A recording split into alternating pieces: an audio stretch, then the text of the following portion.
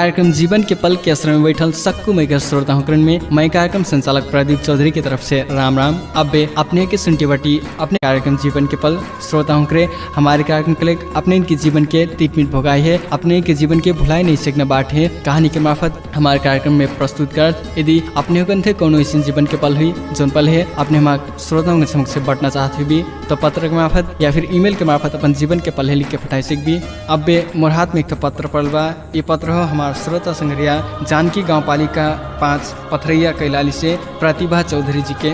वहाँ अपन पत्र के शुरुआत ऐसे के कर ले बटई। शीत के बूंदा जस्ते झरल मोर जिंदगी, दुखे दुख से भरल मोर जिंदगी, आंसू नहीं आंसू के सागर में परल मोर जिंदगी, जा जैसिन रल से फिन जीती रहे तोहार माया के 20 पी के मरल मोर जिंदगी।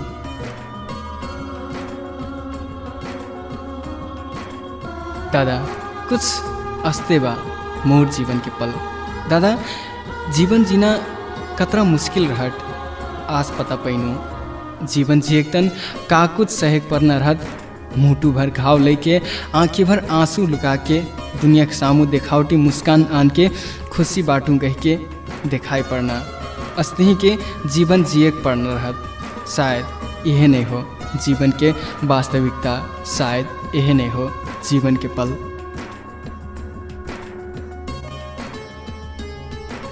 दादा मनई ठीके कठई बन जरत सब कोई देखट, मन जरत कोई नहीं। ओठ के मुस्कान तो देखते मने मन भीतर के पीड़ा कोई फिर नहीं देखट। बाहर से हाँसब तो बिल गई ठई मने वो भीतर भीतर कतरा रोईटा कोई फिर नहीं जान पैठई। हाँ दादा मैं फिर केकरो माया में विश्वास कैनू, किनो सच्चा माया कैनू और सच्चा माया करल के सजाए पैनू। नुक नुक के रोई पड़ना सजाए, दुनिया ठन बनावटी हाँसी दिखाई पड़ना, खुशी दिखाई पड़ना सजाए। मुटु भर पीड़ा पाल के बैठना सजाए पैनू, उहे सजाए जिंदगी भर भुलाई नहीं सीखना जीवन के पल बन गेल बा। मने ई समाज के ई दुनिया के मने मोर मन के पीड़ा नहीं देखते, महीने खुशी देखते। काहे कि मैं ओइन उहे अपन झूठा होले से फिर खुशी देखत हूँ। महीन हाँसत देखते, नाचत देखते, मोर मन के पीड़ा कोई फिर नहीं देखते। दादा ई माया करना का होना, जब माया करबो तो ऐसी लागत कि महीन ई दुनिया के सारा खुशी मिल गेल, एक पल में सारा जीवन जी सकनू करना जस्ते लागत। और जब वही माया में धोखा मिलत तो ऐसी लागत कि शरीर मन से आत्मा अलग हो गेल, सारा दुनिया के दुख पीड़ा बस मोरे नाम हो गेल और अपन है ई दुनिया के बोझ माने लगबो। दादा मनई कठई अपन मन के बात केकरो ठे बटैबो तो मन के पीड़ा कम हो जाए। मनो दादा यहाँ तो मोर मन के बात सुनिया कोई फिर नहीं हो, मोर मन के पीड़ा बूझते हुआ कोई फिर नहीं हो। मोर मन में पीड़ा फिर अतरा ढेर हो गई बाकी अब सहना बहुत मुश्किल पड़ट। घुट घुट के चुप्पे चुप्पे रो लेट हूँ और अपने आप है संभरना कोशिश करता हूँ। बस वही मन की बात है आज श्रोताओं के समक्ष बांट के शायद मन के बोझ कम हो जाए, ये सोच के लिख ले बटूँ।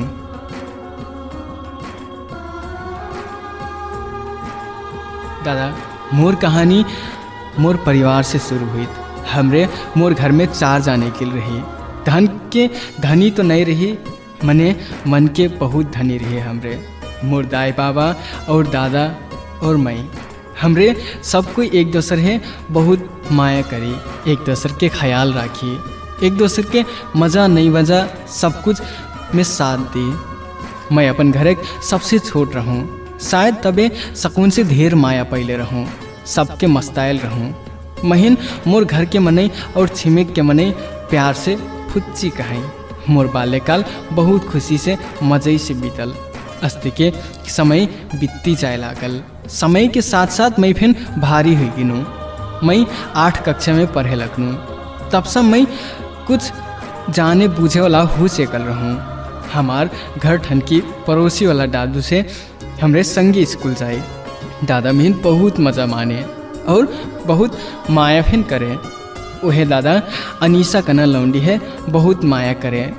और अनीसा फिर दादा है माया करे का हूँ। एक दिन मैं दादा से माया प्यार के बारे में पूछनू तो दादा कहल फुच्ची आज कहाँ से तई माया प्यार के बारे में पूछटे। मैं कहूँ जहाँ फिर ई माया प्यार के बारे में सुनठूँ और तई फिर तो अनीसा है माया करते तबे पूछनास लागल बता न ई माया कलेक का हो कैसी के होइट। तब दादा कहल जब तक किनो माया करबे तब पता पाए जीबे तब मैं फेन से कनू अनि तई कैसे पता पहले तो कि तुहिन अनीसा से प्यार हो गिल कह के। तब दादा हंसती कहल पगली जब से अनीसा है देखनू तब से पता नहीं का है ये मौसम बहुत सुहावन लागे लागल। जब से देख ली हम उनके ये मौसम काहे सुहाना लागे। जब से देख ली हम उनके ये मौसम काहे सुहाना लागे। नदिया बदरी फूलवा ए तितली काहे लुभावन लागे।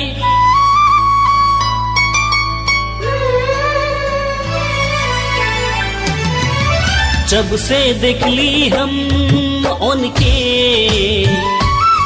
ये मौसम काहे सुहाना लागे।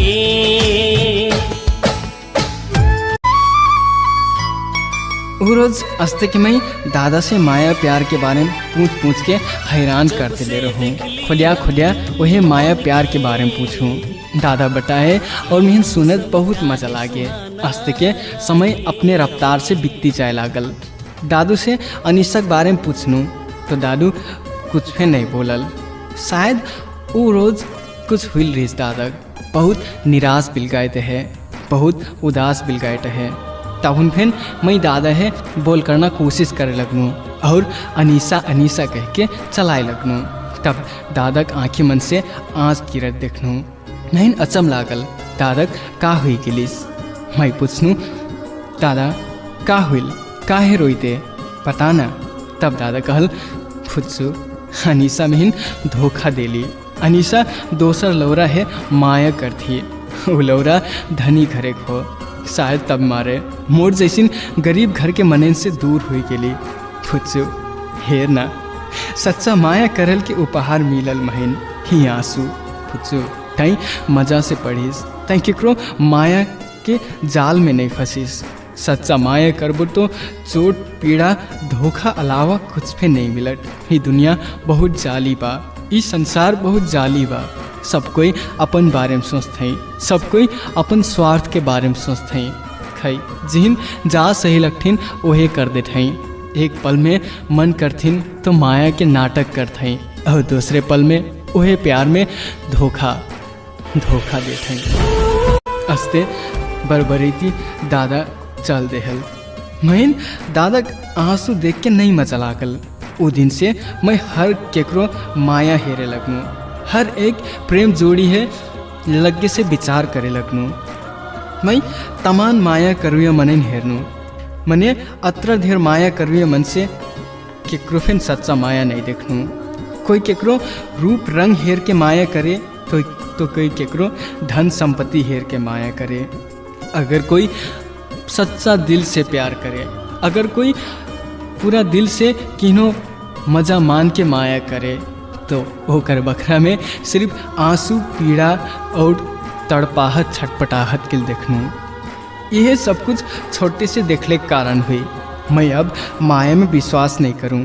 माया से नफरत जैसी हो गिल रहे मोर दिमाग में ऐसी भर गिल कि माया का ना बस सिर्फ चोट पीड़ा और दुख देख लक्किल बनल रहट। वो हमारे मैं अपन जीवन में कबू फिर माया नहीं करम। अपन परिवार के मन परल जीवन साथी बने कह के सोच ले रहूँ। मनो कठिनी जा हुई ने रहत हु के छोड़ट। समय अपन गति से चलती गेल और मैं 10 कक्षा पास होके अपन परिवार के सलाह अनुसार टीकापुर वीरेंद्र विद्या मंदिर कैंपस में पढ़े लगनू। वहाँ नया संघरिया नया ठाव रले कोर से मज़ा नहीं लागे और डर जस्ते लागे। एक दिन मोर संगरिया महीन अकेली छोड़ के बाहर घूमे गई नहीं। मैं अकेली अपन बेंच में बैठल किताब पढ़ता हूँ। तब वहीं एक ठो अनजान लौरा मोर थे आके का पढ़ तो कह के कहल।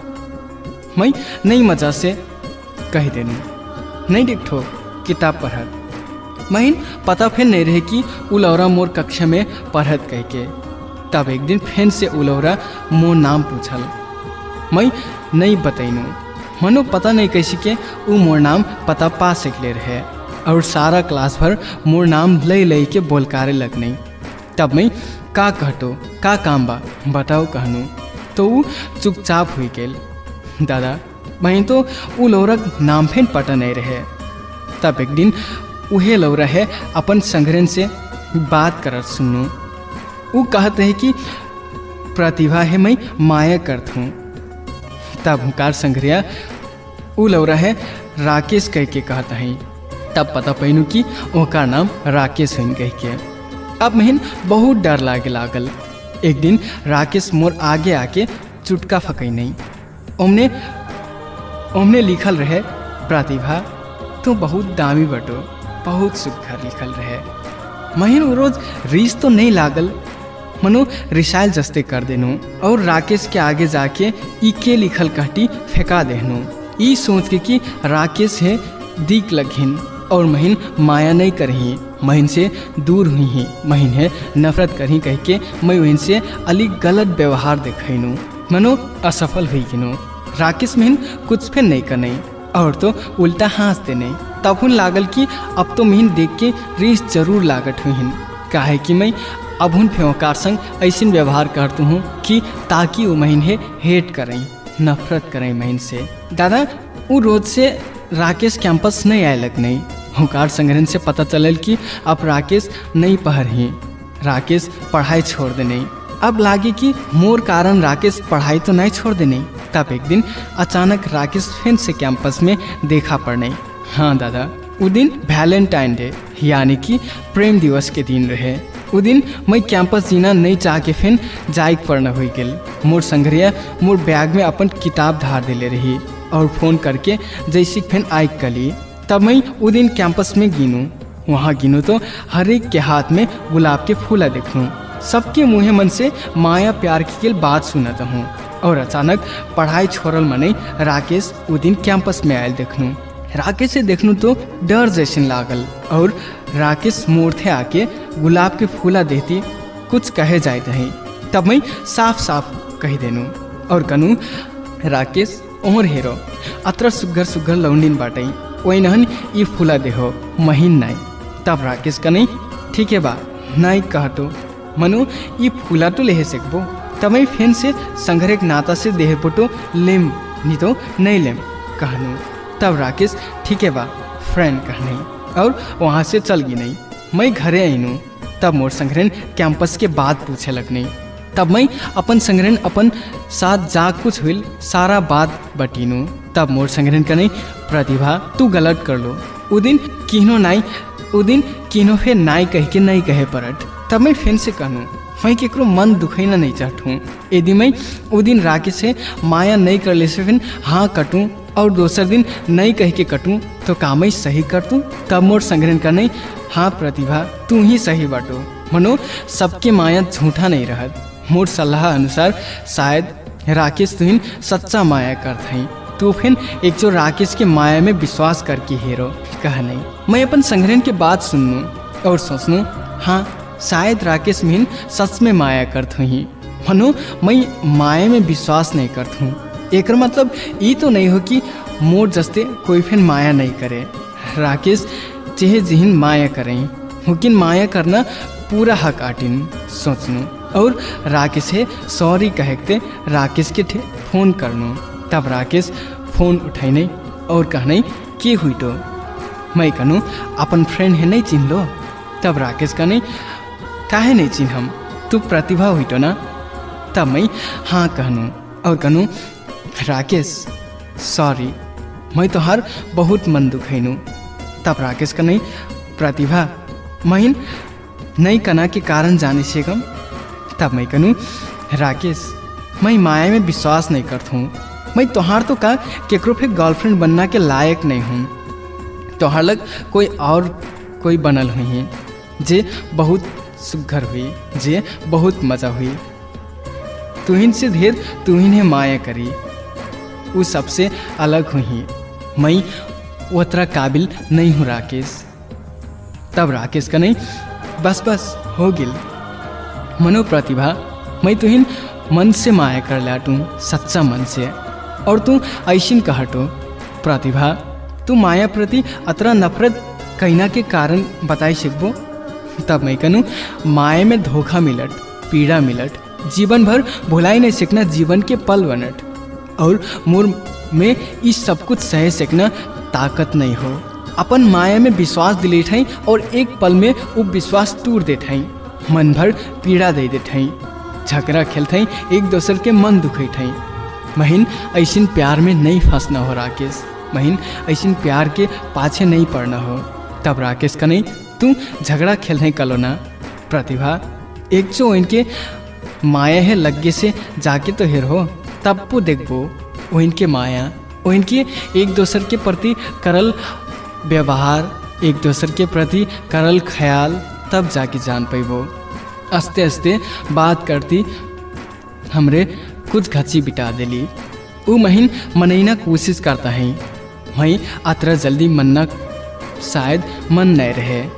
आस्ते आस्ते में वो फोन ढार दे नहीं। दादा ये सब बात सुन के फिर से मैं माया के खोजी करे लगनू। ओकर बात के असर मोर मन में कुछ कुछ कर दिले रहे। मोर दिमाग अब ओकर बात पर घूमते है, मोर दिल ओकर बात के कारण से कुछ कुछ ज़्यादा ही धड़के लागल रहे।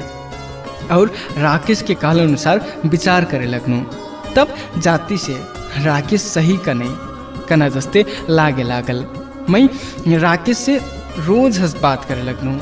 अब महीन ओकर बात सुनत मजा लागे लागल, ओकर मुँह से निकलल हर एक बात महीन प्यारा लागे लागल, ओकर मुँह से निकलल हर एक बात सही लागे लागल। मैं वहीं से बात करती रहूं और ओकर लगे चल जाऊं, वहीं हेरती रहूं, कहना हंस लागे लागल। मोर मन में आस्ते आस्ते ख्याल आए लागल। तब मारे वही सब कुछ ख्याल के कारण से फिर सोचूं, कहूँ मोर दिल है कुछ हो तो नहीं गिल बा, कहूँ महीन प्यार तो नहीं गिल बा, पता नहीं कहाँ हेरा गिल बा मोर मन। ये मौसम बहुत सुहावन लागत, काहे जो हाँ या ना कह दो। तब मैं कुछ भी नहीं बोलनू। तब राकेश का नहीं जत्रा समय लागी तोहर जवाब आईना, मैं आश्रा में रहम। तब मैं कहूँ 5 वर्ष लागी, मजाक करती कहनू। तब राकेश का नहीं हाँ मैं 5 वर्ष तो का 10 वर्ष सम तोहर आश्रा लागे सेकम। और आस्ते आस्ते में बात करती करती फिर से हमार फोन कट गेल। दादा मैं सोच में पड़ गिनू, का सही का गलत कुछ फिर समझ नहीं पाए लगनू। मैं ऐसिन के सोच में पड़ गिनू कि कुछ फिर समझ में नहीं लागल। महीन ओकर बात मन पड़े, ओकर संग बात बतोइना मजा लागे, ओकर हर एक बात सही लागे, तबे उ सही आटे का नहस फैलागे। एक और अपन मन के वह प्यार में पैना दुख पीड़ा के डर, वह सब कुछ के कारण अब मैं कंफ्यूज जस्ते हो गेल रहूँ। मैंने वह कन्फ्यूजन में मैं एक ठो अंतिम निर्णय में पुगनू और फैसला करनू। अब राकेश के थे बतीना से पहले अपन परिवार के थे बतैनू कि मैं राकेश से मन पड़ैत हूँ। यह बात मैं अपन परिवार के मनई है बतैनू। तो मोर परिवार के मनई कहने कि यदि तई किनो अपन जीवन साथी बनैना सोचले आटे तो हमरे का कही। मनो फुच्ची माया करना कोनो गलत बात नहीं हो, मनो माया में गलत डगर चुनना गलत बात हो। और हमार तौर पर पूरा विश्वास बा कि तई गलत डगर नहीं रोचले हुई बे। दादा मैं अपन परिवार के बात सुन के बहुत खुशी हुई गिनू और राकेश के ठे फोन करनू। तब राकेश का नहीं प्रतिभा का फैसला कर लो, का कबो हाली कहो ना। तब मैं कहूँ राकेश मैं तो इन बहुत माया करत हूँ, मैं रात दिन बस तुम्हारे ख्याल में डूबल रखूँ, तुम्हार कहल बात है सोचती रखूँ, तुम्हार कहल हर एक बात मोर मुटू में जाके लागत, हर एक बात है मैं दोहरा के सोचत हूँ। शायद मैं तो इन्हें बहुत माया करत हूँ। हाँ मैं माया से नफरत करूँ, मनो तोहार माया में विश्वास करे सिखा देहल राकेश। पहिल बार मैं तुम्हार माया में विश्वास कर उठूँ, मोर विश्वास कबू फिर नहीं टूर होना। तब राकेश का नहीं कबू फिर नहीं टूरम। दादा राकेश फिर हमार माया के बारे में बते नहीं, अपन परिवार के थे। तब ओकार परिवार फिर तोर खुशी तो हमार खुशी कह के कनिन का हूँ। मनो महीन है देखना चाहता हिन मने राकेश ये बात मोर थे बहुत पाछे बटे नहीं। दादा अब मैं बहुत खुशी रहूँ, ऐसा लागे जैसन कि महीन मोर जिंदगी के सारा खुशी मिल गई। कोनो पल माया में विश्वास नहीं करूँ और अब राकेश के माया में अतरा ज़्यादा माया और विश्वास करे लगनू कि हद से ज़्यादा। मैं सोचूं माया में तो अतरा खुशी मिलट, एक दूसर के साथ मिलट। मैं किसी के माया से अतरा नफरत करता हूँ, किसी के माया करना चीज़ से अतरा दूर भागट हूँ। प्यार अतना प्यारा रहत तो फिर मैं वह प्यार से अतना दूर काहे जाइत हूँ। दादा मैं अपन है सबसे भाग्यमानी थानू कि मैं राकेश जैसिन मन इन्हें अपन जीवन साथी रोजनू। मैं माया की दुनिया में रमायता हूँ। शायद मोर जीवन के अब सबसे भारी दुख यह माया बनना रहे। तब ये हुई एक पल में संभाले नहीं सकना खुशी मिलते है, मनो महीन पता ही नहीं रहे। ई खुशी के पाछे अतरा भारी दुख छुपल बा और कठिनी जब दशा लागत तो लगती जाए। हाँ दादा राकेश के दीदी भोज हुई थी। बस राकेश अपन दीदी भोज के तैयारी करके बहुत दूर काम करे चल गई नहीं और यहाँ मोर 11 क्लास के परीक्षा आ गई और ओमनी ही मैं बेराम पर गिनूँ। राकेश उतरा दूर जाके मोर थे फ़ोन करई और पूछई का कर दो। तब मैं जब फिर सूटल बाटू कह के कहूँ और बेराम बाटू कह दूँ और हंसते कहती हंस दूँ। राकेश मोर बात पर विश्वास नहीं करें, शायद मैं हंसले कारण हुई। वो महीन बेराम मनबे नहीं करें और जा पाई ता कहे ला गई। वो कुछ ऐसी बात कह दी जोन बात सुन के महीन नहीं मजा लागे। अस्ते के समय बीती गेल। इस सब के कारण मैं बहुत कमज़ोर और नहीं मजा देखाए लगनू। राकेश जब फिर फ़ोन करें मोर मन दुखैना बात किल करें। एक दिन राकेश फ़ोन करके कन्हई प्रतिभा मोर घर तो हेरे जी हो, मोर घर बहुत छोट बा, झोपड़ी बा, पाछे कबो काहे ऐसी घर अहिनू कह के। तब मैं राकेश से कनू जरूरी नहीं हो मैं तुहिन माया कर ले आटूँ, तोहार घर है नहीं। तब राकेश का नहीं जाती। तब मैं कनू कसम कसम से। तब कह लगनू कसम से राकेश मोर दिल दिमाग चुराया है तेरी नजर ने। दादा समय अस्ते की बीतती किल। एक दिन राकेश के घर एक मनई अपन घर बोलाई दही। तब मैं राकेश से कनू तोहार घर एक मनई महीन बोलाई नहीं जाऊँ कि नहीं। तब राकेश का नहीं प्रतिभा मोर घर एक मनई तुहिन देखना चाहते हैं, काहे कि तुहिन से बात कह के तुहिन से भेंट कह के किल हमार माया है अपने ही का हूँ। राकेश अतना कनई तो मोर मन में चोट लागल। मैं कनू अतरा ढेर दिन सम काहे ये बात में नहीं बटेलो। तब राकेश कनई यदि मोर घर एक मनई नहीं कह दी तो नहीं रिसे हो ना, नहीं दुख मन हो और मोर परिवार के मनई जा कहीं ही वो मोर कहल सोच हो।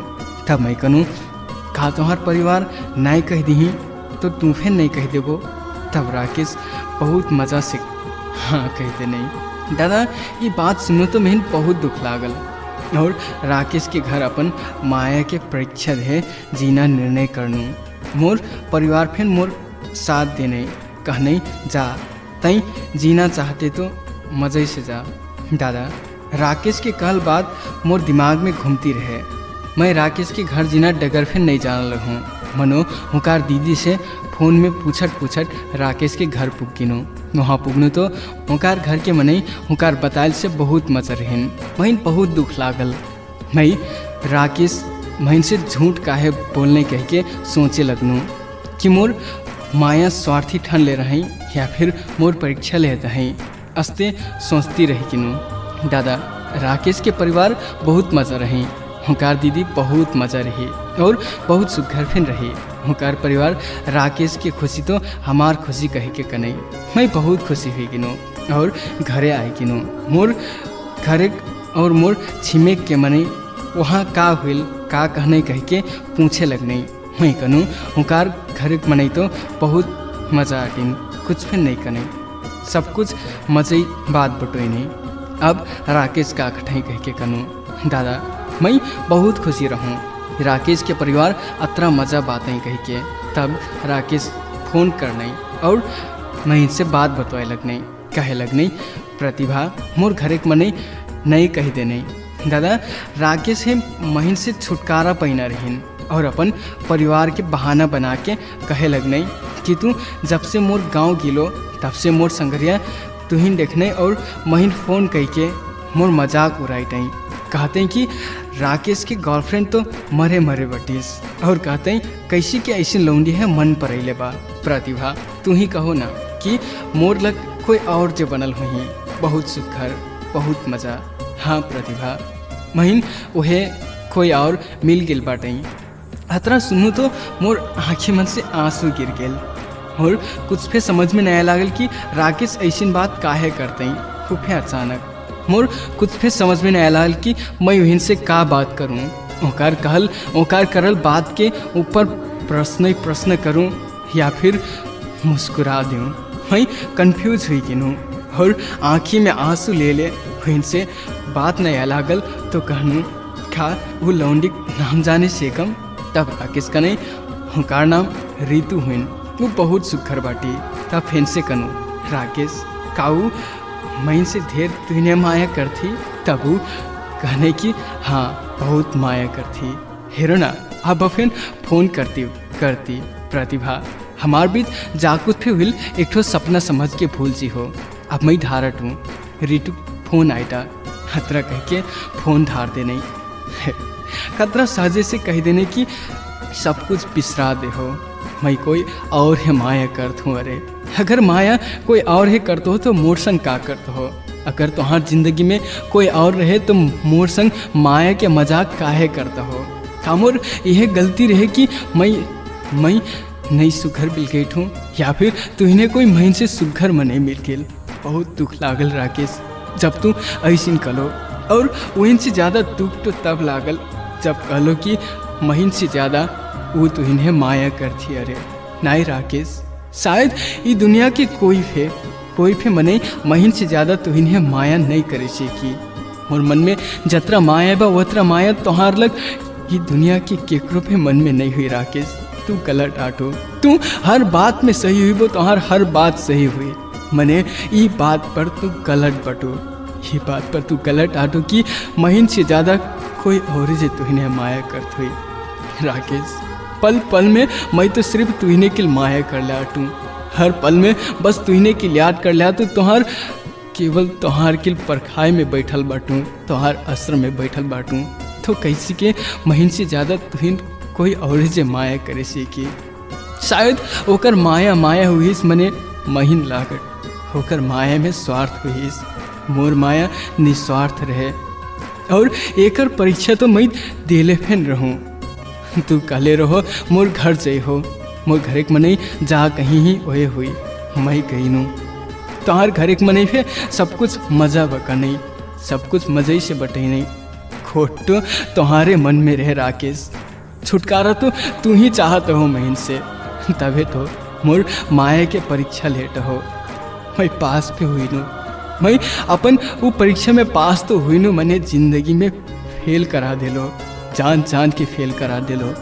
दादा खतरा मजा से राकेश कह देने की भूल चाहिए महीन है खतरा आसान रहत का किनो माया करना और भूल जीना अतरा आसान रहत का केकरो में विश्वास करना और वो विश्वास में पायल धोखा है तरा जल्दी भूल जीना। राकेश तो मैंने अपन माया में विश्वास कर सिखा के एक पल में छोड़ के चल दे लो महीन भुलाई सेक ले लो मने मैं कैसी के भूल जाऊं। तू मोर संग गेम खेलत हो तोहार जिंदगी में कोई और फिर है तू कोई और है माया करते हो जबरदस्ती महीन से माया के नाटक करते हो। राकेश यदि तू ये बात सुन थीबो तो बिनती बा मोर जस्ते कोई और केकरो जिंदगी संग खिलवाड़ नहीं कर हो माया के नाम में कोई और से मजाक नहीं कर हो। माया करना अतरा सहजे नहीं रहत जे सच्चा माया कर ले रहत जे दिल से माया कर ले रहत उहिन से पूछो माया का न का हो तोहार लग तो माया सिर्फ बाहरी रूप रंग हेर के करना चीज हुई, तोहार लग माया सिर्फ सुंदरता से करना आकर्षण हुई।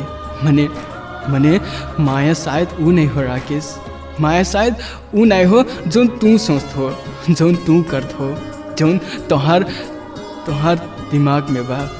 माया तो जे कर ले रहत वही पता रहत। तू मोर जिंदगी से तो खिलवाड़ कर लो, मने कोई और की जिंदगी से नहीं कर हो। यदि तोहार जीवन साथी खूबसूरती कौनो दिन में कोनो कारण बस कमी आ जाए तो हुकार साथ नहीं छोड़ हो। क्या है कि जब कोई साथ छोड़त ना तो बहुत पीड़ा हुई, बहुत छटपटाहट हुई। मैं छटपटाए तू राकेश, मैं तड़पट हूँ, मैं तुहिन से बोले फिर नहीं सकूँ, बटवाए फिर नहीं सकूँ, मैंने अकेली में रो लेठूँ। मने के थे जबरदस्ती बनावटी हाँसी देखैठू मने जब तोहार बाट उठत, जब हमार बाट उठत तब आँखी मन से आंसू गिर जाए। जबरदस्ती वो आंसू है कोनुआ में नुका लेठूँ और बात बटोईठूँ कि मोर आँखी में कचरा पेल गिल बा। मने सांस तो ये हो कि पल पल में बस मैं तुहिने याद करती रठूँ। ऐसी छटपटैना अवस्था में छोड़ दिलो तू महीन है बहुत पीड़ा देहले आटो, बहुत पीड़ा हुई राकेश ये मन में। आज मैं जिंदा तो आ तू मने जिंदा लाश जस्ते बटूँ, तुहिन भुलैना कोशिश करथू मने भुलाए नहीं सकथूँ। काहे कि तोहार संग के वो सारा पल मोर जिंदगी के एक ठो ऐसन पल बन गिल बा जौन कबू फिर भुलाए नहीं सकम। कबू अपने आप ही दोष देथूँ, कबू तुहिन ही दोष देथूँ, तो कबू हूँ पर भगवान ही दोष देथूँ। शायद वह भगनवा ये सब कुछ तो लिख ले रहा हुई मोर किस्मत में, तबे तो महीन जिंदगी के कोई भी दुख नहीं दे भगनवा। मने महीन यह माया की सजाए काहे देहल। राकेश तू जहाँ फिर रहो खुशी रहो हो, मैं अब जहाँ फिर बटूँ जैसिन पे बटूँ खुशी हुई ना कोशिश करती बटूँ।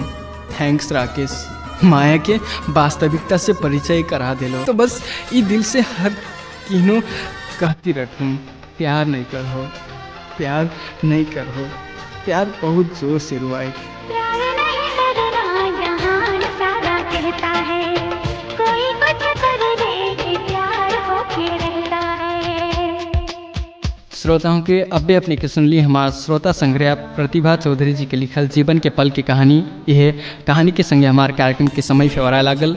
यदि अपने हुकन थे कोनो ऐसी जीवन के पल हुई जौन पल है अपने हमारे श्रोताओं के समक्ष पढ़ना चाहते हुए तो पत्र के मार्फत या फिर ईमेल के मार्फत अपन जीवन के पल है लिख के पठाई सकबी।